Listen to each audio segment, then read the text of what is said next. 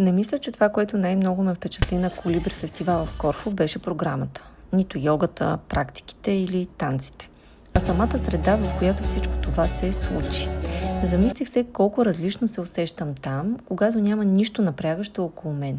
Когато съм близо до природата, няма изкуствени агресивни стимули, когато всичко е направено от естествени материали, дърво, слама, земя, текстил. Тук пространството е част от преживяването. Чувствах се близо до земята и почти постоянно бях боса. Чак съмнително, че нямаше и един намръщен човек, като не се продаваше или внасяше алкохол и подобни. И в един момент си дадох сметка, че никой не ти казва да се успокоиш, но ти просто започваш да се успокояваш, защото средата го прави вместо теб.